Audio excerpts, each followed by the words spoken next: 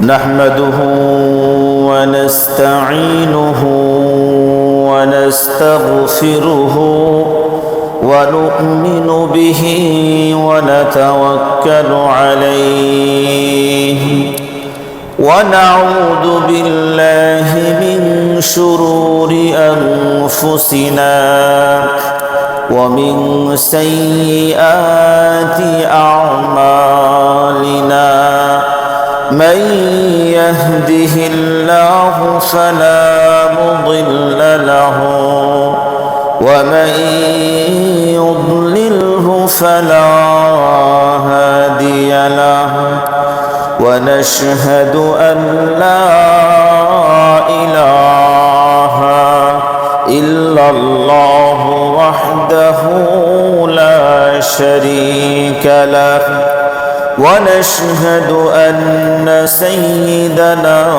وحبيبنا ومولانا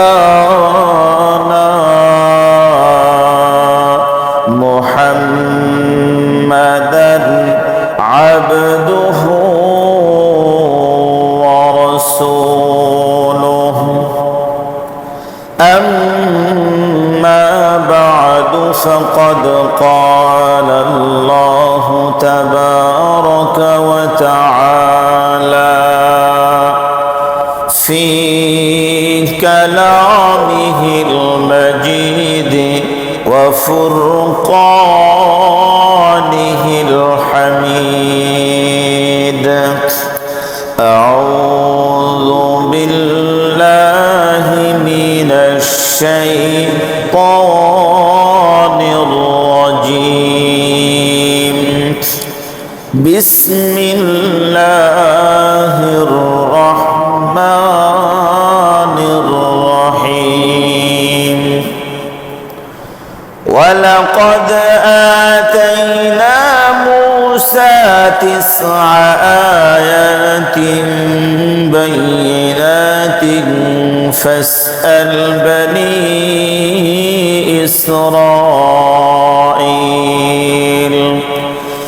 إذ جاءهم فقال له فرعون إني لأظنك يا موسى مسحورا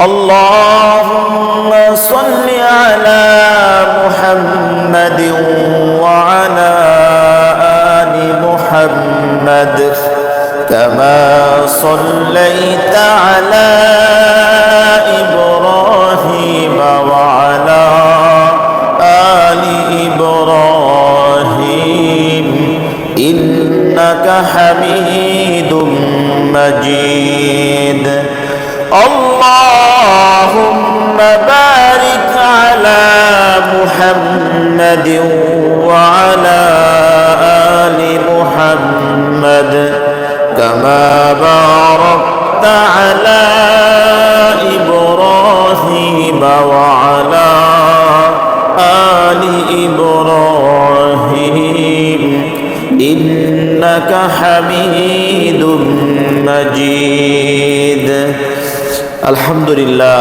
ثم الحمد لله আল্লাহ রব্বুল আলমিনের অনেক বড় মেহেরবানি যে আল্লাহ রব্বুল আলমিন আমাদেরকে মাগরিবের সলাত আদায় করার পরে পবিত্র কোরআনুল কারীমের আলোচনায় বসার তৌফিক দান করেছেন। এজন্য শুকরিয়া আদায় করি আলহামদুলিল্লাহ। আল্লাহ পাক যদি কাউকে নিয়ামত দিতে চান দুনিয়ার কোনো মাখলুকত তো ঠেকাইতে পারবে না, আর আল্লাহ পাক যদি না দেন দুনিয়ার কেউ দিতেও পারবে না। কিভাবে আমল করলে আল্লাহ পাক সন্তুষ্ট হবেন এটা কি আপনি আমি জানি? জানা নাই, বাকি চেষ্টা করি আল্লাহকে সন্তুষ্ট করার। আল্লাহ পাক যদি আপনাকে আমাকে মোহাব্বত করে আল্লাহ যেভাবে পছন্দ করেন সেভাবে যদি ইবাদত করান তাহলে অনেক সুন্দর না? আল্লাহ পাক যদি মোহাব্বত করে আমাদেরকে আল্লাহ পাকের পছন্দ যেভাবে সেভাবে যদি ইবাদত করান আমাদেরকে, এই ব্যক্তি সৌভাগ্যবান না? আল্লাহু আকবার। এই যে আজকে কিন্তু এখানে মুতাওয়াল্লি আসছিল, মাগরিবের নামাজ মুতল্লি এখানে পড়ছে।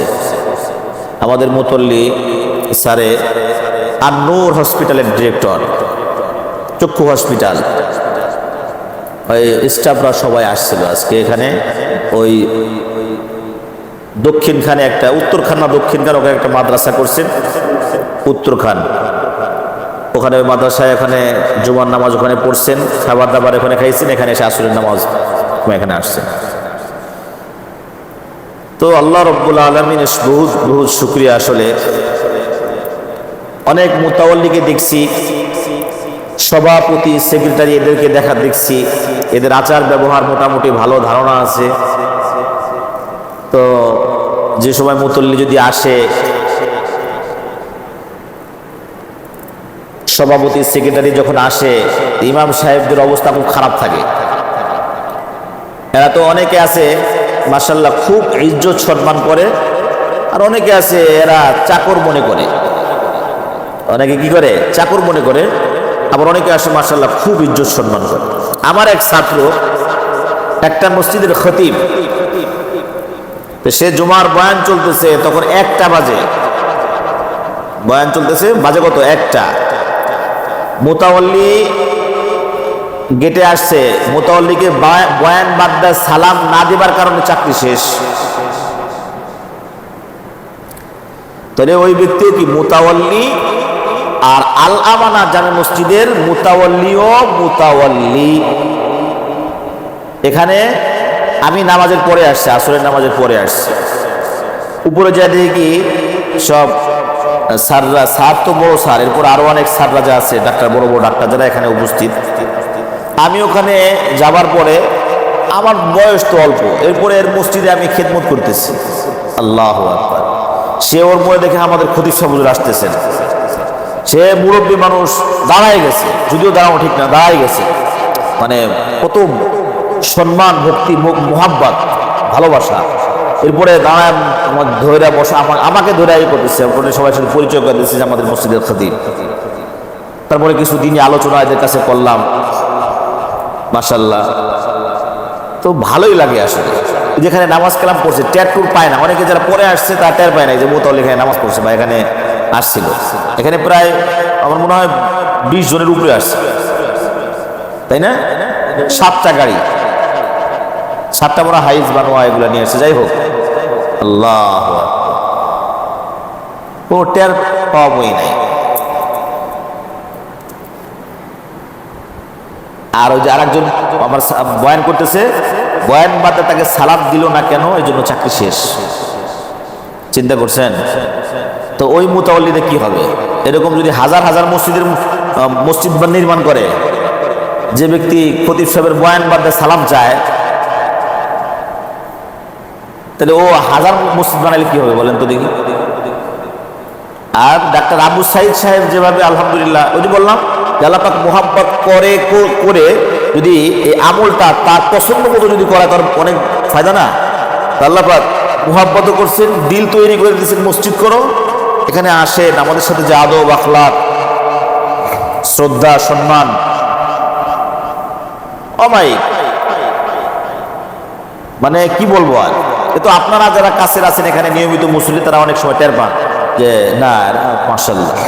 আর অন্য মসজিদের কিছুই না, শুধু মানে সভাপতি হয়েছে বা সেক্রেটারি হয়েছে বা একটা কমিটির সদস্য, তাই মানে স্টাফদের সাথে কি আচরণ। তা আল্লাহ পাক যদি মোহাব্বত করেন, সেভাবে আসলে আল্লাহ পাক তার আমলগুলোকে পছন্দনীয় ভাবে করে নেন, যেভাবে করলে। এদিকে আবার আলহামদুলিল্লাহ আমি অনেক সচেতন, আমরাও এদেরকে খুব মোহাব্বত করি, আমাদের মুতাওয়াল্লি স্যারকে, আমরাও ফুল ফ্যামিলিকে আমরাও খুব মোহাব্বত করি। আমি স্পষ্ট বলি যে যত বেশি আমল করে তার পিছনে তত শয়তান বেশি থাকে। আজকে যে তাহাজ্জুদ পড়ছে, আর একজন শুধু ফজরের নামাজ পড়ছে, দুজন ফজরের নামাজ পড়ছে, একজন তাহাজ্জুদ পড়ছে, একজন পড়ে নাই। দুজন রাস্তা দিয়ে হাঁটতেছে, শয়তান কার পিছিয়ে বেশি লাগবে বলে তো দেখি? কেন লেগা? ওর মাকাম তো বেশি, ওর আমল বেশি না? তাহলে যার আমল বেশি তার পিছনে শয়তানও বেশি। আরে আপনার সম্পত্তি নাই তো চুরি হওয়ার আপনার কোনো আছে, টেনশন আছে? আপনার তো মালই নাই, চুরি হবে নাকি? ঘরে ঢুকে চুরি করবে কি? কারণ নাই তো কিছু। আর যার আছে তার না ভয়, হায় হায় এই না চোর আসে, এই না ডাকাত পড়ে, কি বলেন? এই জন্য যার যত আমল তার তত সতর্ক থাকতে হবে, যে যত আমলদারি তার তত সতর্ক থাকতে হবে।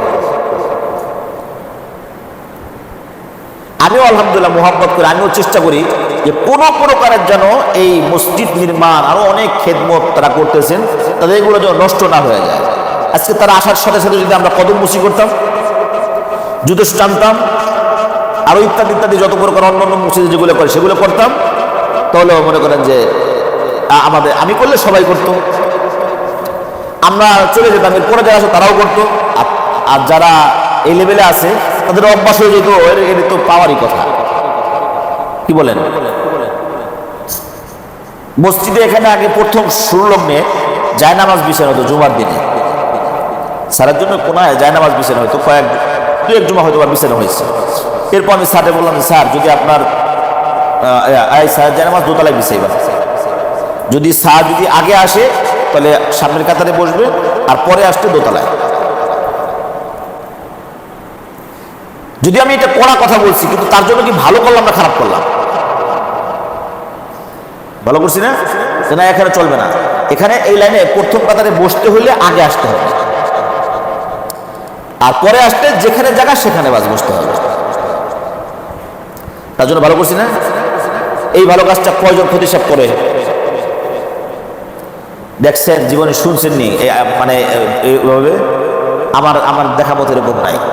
কারণ আমরাই আরে মোহাব্বত করলে তো তোরা আমল সুন্দর করার চেষ্টা করবো ভাই, মোহাব্বত করে তোকে জাহান্নামে তো বানাইতে পারবো না। তার এগুলো করলে তো সে জাহান্নামে যাবে, তার আমল সব বরবাদ হবে, বুঝেন নাই?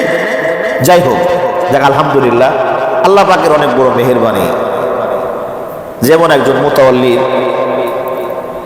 ওনার মাধ্যমে আল্লাহ পাক এই মসজিদ নির্মাণ করছেন। উনি এখানে আমাদের আসেন, মাঝে মাঝে আসেন, আমরা টেরও পাই না। অনেক মুসল্লি চেনেও না, দেখেও না, চেনেও না। আল্লাহু আকবার।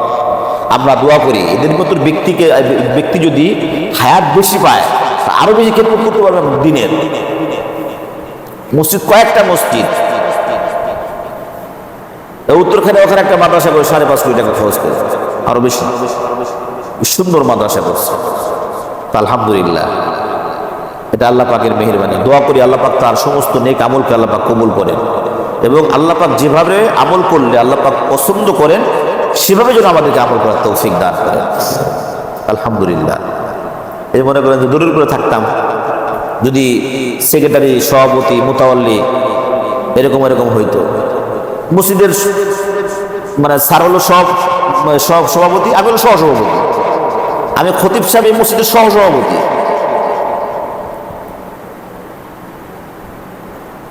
কয়জন মসজিদের মানে খতিব সাহেব বা ইমাম সাহেবরা এই পদে থাকে? আর স্যারের কথা যে খতিব সাহেব বলুন কোরআন সুন্নাহ মোতাবেক যেভাবে প্রতিষ্ঠান চালাবে সেভাবেই চলবে। আর আমি কোনো কিছু ওরকম করতে গেলে আলহামদুলিল্লাহ আমাদের উস্তাদরা বড় বলছে পরামর্শই সামনে করবো, ইনশাল্লাহ সামনে আগাবো।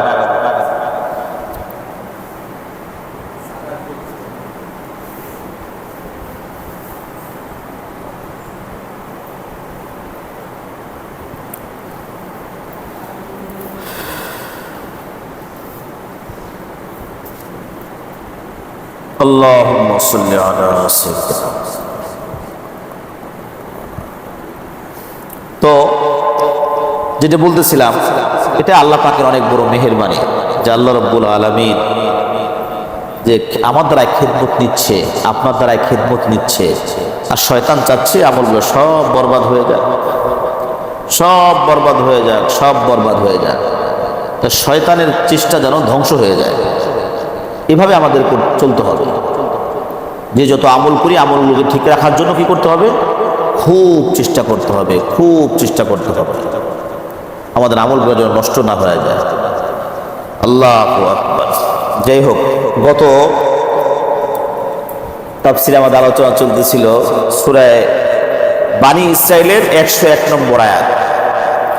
আল্লাহ রাব্বুল আলামিন সূরা বানী ইসরাঈলের 101 নম্বর আয়াতের মধ্যে ঘোষণা করেন ولقد آتينا موسى 9 آيات بينات فاسأل بني إسرائيل আল্লাহ পাক বলতেছেন আমি মুসা আলাইহিস সালামকে মুসাকে 9টা নিদর্শন দিয়েছি। কয়টা নিদর্শন? 9টা নিদর্শন আল্লাহ পাক দিয়েছেন। ফাসআল বনি ইসরাইল, সুতরাং তোমরা বনি ইসরাইলকে জিজ্ঞাসা করো। ইজ্জাআহুম, যখন তারা আসলো, ফাকালা লাহু ফিরাউন, ফিরাউনের কাছে যখন আসলো তখন ফিরাউন তখন বলল ইন্নী লা আযুন্নুকা ইয়া মুসা মাসউরা, মুসা আমি তো ধারণা করছি তুমি জাদুকর। মুসা আলাইহিস সালামকে ফিরাউন কি মনে করতেছেন? জাদুকর মনে করতেছেন। এত 9টা নিদর্শন দেবার পরে দেখার পরেও ফিরাউন ঈমান আনে নাই। ফিরাউন বলছে যে না তুমি জাদুকর মুসা, তুমি জাদুকর।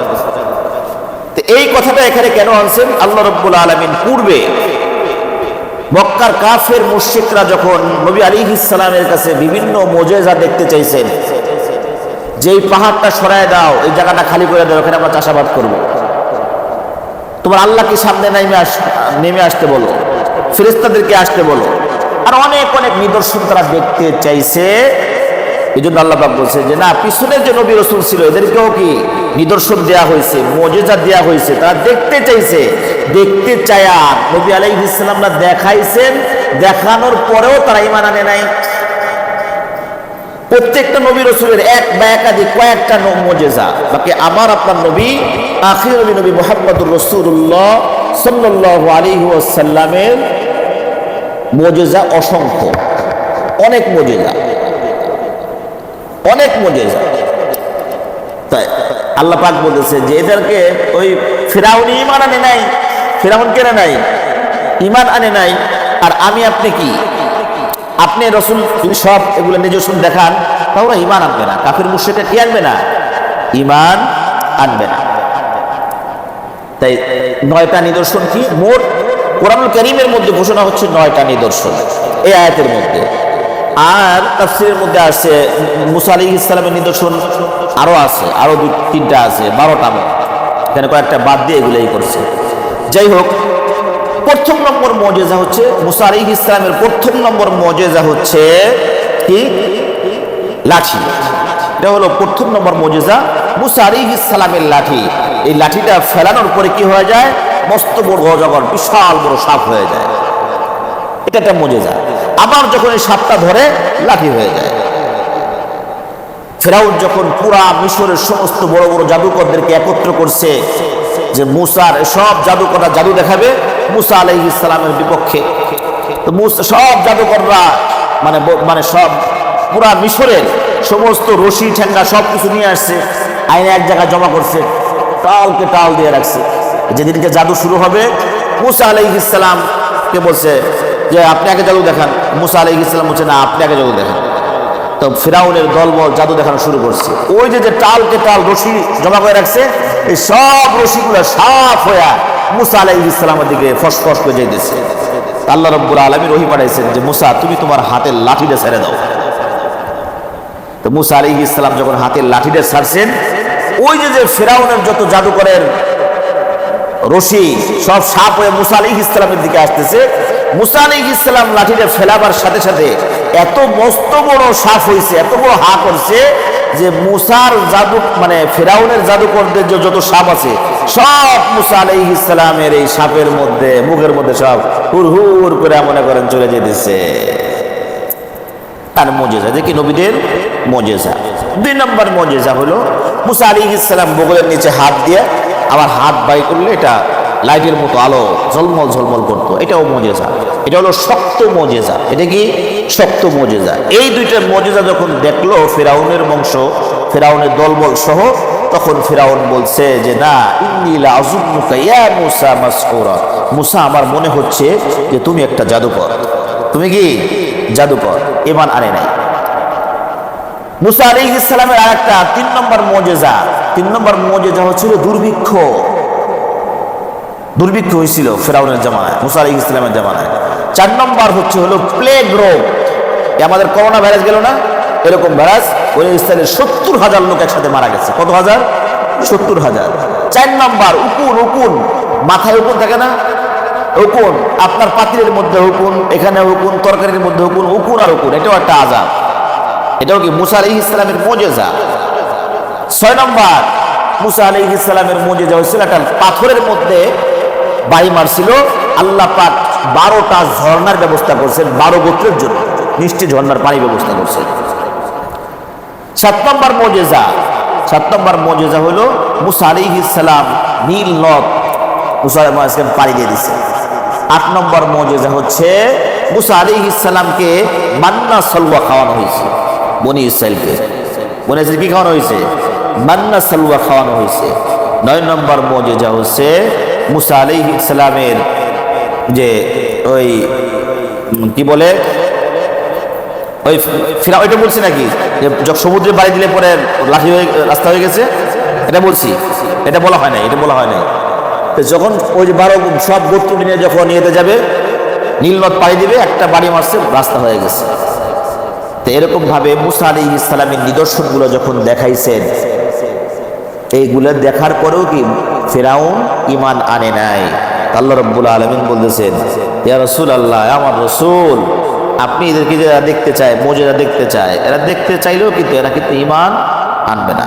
আল্লাহ পাক যদি বলেন ঈমান আনবে না, তাহলে কি আর ঈমান আনবে? আল্লাহু আকবার। সমস্ত চাবিকাঠি কার হাতে?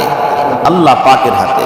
সমস্ত চাবিকাঠি আল্লাহ পাকের হাতে। আল্লাহ পাক যা চান সেটাই হয়, আল্লাহ পাক যেটা না চান সেটা আর হয় না। এই জন্য আল্লাহ রাব্বুল আলামিনের কাছে সাহায্য চাওয়া, যা কিছু হয় আল্লাহর পক্ষ থেকে হয়, আল্লাহর কাছে চাওয়া, আল্লাহর কাছে কান্নাকাটি করা, আল্লাহর পক্ষ থেকেই সবকিছু হবে। বরকত দেওয়ার মালিক কে? সুস্থ করে কে? অসুস্থ আল্লাহু আকবার। আল্লাহ ছাড়া আর কেউ পাবে না। আল্লাহ পাক যদি রাজি হয়ে যায় তো সব পেয়ে গেলাম, আল্লাহ পাক সন্তুষ্ট হলে সব পেয়ে গেলাম। আর আল্লাহ পাক অসন্তুষ্ট দুনিয়ার মনে করে কিছুই পাইলাম না। এই জন্য কোনো মাখলুককে সন্তুষ্ট করতে যায় আল্লাহকে অসন্তুষ্ট করা যাবে না। কোনো মাখলুককে সন্তুষ্ট করতে যায় আল্লাহকে অসন্তুষ্ট করা যাবে না। আল্লাহকে সন্তুষ্ট করতে গিয়ে যে সমস্ত মাখলুকত অসন্তুষ্ট হয়ে যায় তাও কোনো কি নাই, সমস্যা নাই। আল্লাহ পাক আমাদের বুঝবার তৌফিক দান করেন। সকলে বলি আমিন। সরাও ইয়া করো।